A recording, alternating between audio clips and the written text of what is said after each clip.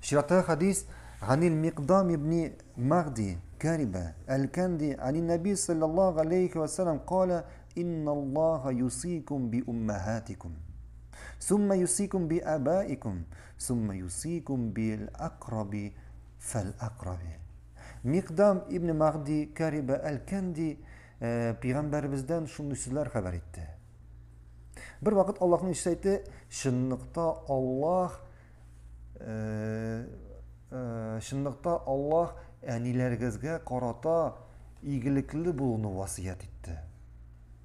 Соңыннан әтиләргезгә карата игелекле булуны васыят итте. Соңыннан якын туганнарыгызга, инде аннан соң ерак туганнарыгызга карата игелекле булуны васыят итте. Бу хадистә әти әнигә карата игелек күрсәтүгә өндәү. Һәм инде әлбәттә игелекнең иң яхшысы әни кешегә, соңыннан әтигә. Игелекнең яхшы мөнәсәбәтнең иң яхшысы әни кешегә, соңыннан инде әтигә. Ләкин бу берничек тә әти кешенең фазилатын төшерми. Берничек тә әти кешенең фазилатын төшерми. Чөнки әти кеше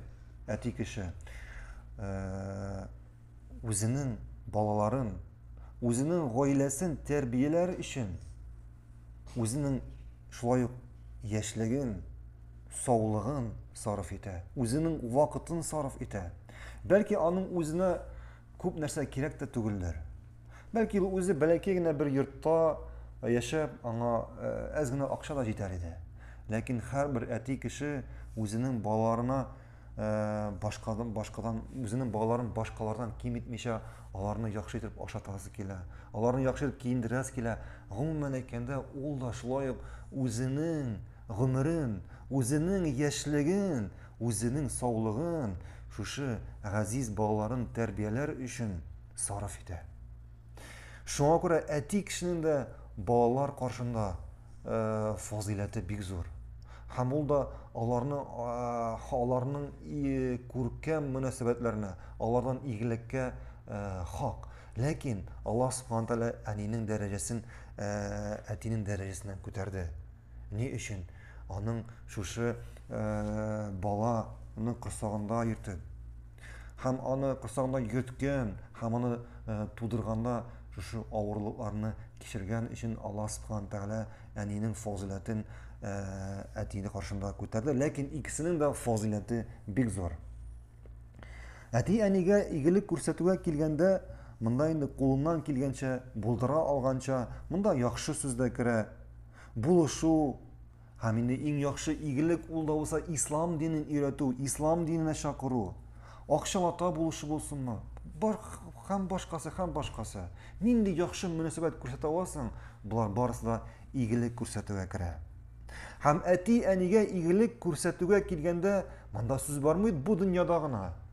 Монда сүз бармый бу дөньяда гына. Күбез уйлый, игелек күрсәтү бу дөньяда гына дип. Юк.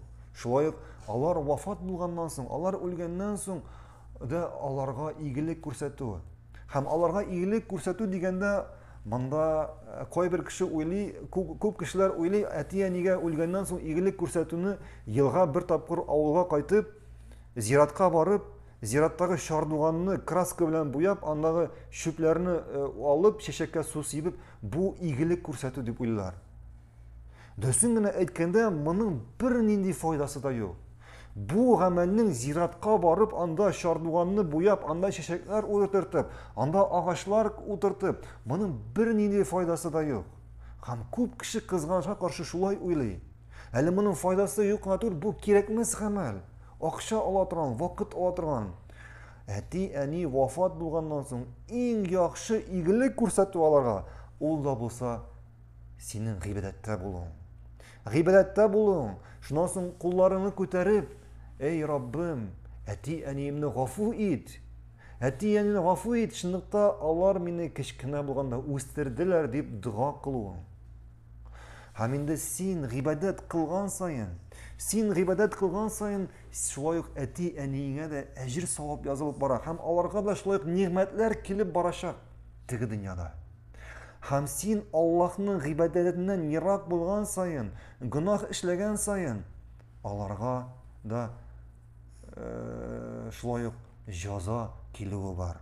Шуңа күрә игелек, әти-әнигә игелек күрсәтү ул әлбәттә бу дөньяда да һәм алар үлгәннән соң алар үлгәннән соң да шулай игелек күрсәтә. Шулай игелек күрсәтүгә күрә хәтерлисезме без менә хәдистә улык Ибн Гумар бер вакыт үзенең ишәгендә атланып барганда бер шәһәрдән икенче шәһәр арасында бер кешене очрата. Һәм аны очратканнан соң ул ишәгеннән төшеп бу кешегә ишәген бирә. Һәм мин ялгышмасам, хәтта башындагы чалмасын салып бу кешегә тоттыра. Һәм әйтә, чынлыкта бу кеше Умар ибн Хаттабның, ягъни әтисенең дусты иде ди. Умар ибн Хаттабның дусты иде ди. Һәм шуның сәбәпле ул аңа игелек күрсәтер өчен аңа үзенең ишәген бирә, һәм инде чалмасын салып бирә. Бүгенге көндә әйләнеп кайтарсак, бу үзенең машинасыннан төшеп, үзенең машинасын бирә бу кешегә. Һәм инде шулай ук Пәйгамбәрбез саллаллаһу алейхи ва саллям Хадиджа радиллаһу анха үлгәннән соң, әгәр дә берәр хайван чала икән, итне бүлгәндә, шулай ук яңа берәр күчтәнәч, шулай ук Хадиджаның дусларына җибәрә торган була. Һәм булар инде барысы да игелек күрсәтә, кеше үлгәннән соң игелек күрсәтә.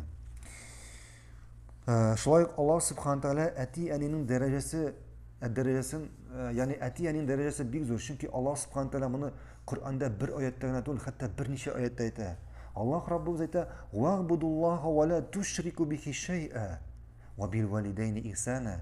Бар тик бер Аллаһка гына гыйбадәт кылыгыз һәм аңа бер кемне дә бер нәрсәне тиңдәш китермәгез һәм әти-әнигә игелекле булыгыз. Вассайнал инсана, шулай Аллаһ субхана тәгалә әйтә: "Вассайнал инсана билвалидайхи хусна." Без ди кешеләргә әти-әнигә карата яхшы булырга васыят иттек. Шулай Раббыбыз әйтә: "Имма яблуганна гиндакал кибара ахадахума ау килахума." Дәвам итегез әле. Фала тaqul лахума уффин. Фала тaqul лахума уффин. Әгәр аларның берсе, ягъни әти-әнинең синең янында булып картлык яшенә җиттеләр икән, ягъни икесе дә картлык яшенә җиттеләр икән, аларга хәтта уф дип әйтмә. Аларга хәтта уф дип әйтмә. Вала танхархума ва кул лахума каулан карима. Һәм алар белән кычкырып сөйләшмә. Һәм аларга матур сүзләр генә әйт. Һәм аларга матур сүзләр генә әйт. Һәм инде булар барысы да әти-әнинең фазилаты. Һәм шулай бу хәдистә Пәйгамбәрбез саллаллаһу алейхи ва саллям туганнарга, инде иң беренче якын туганнарга, соңнан соң алардан соң туганнарга игелек күрсәтергә васыят, ягъни Аллаһның васыятын хәбәр итте.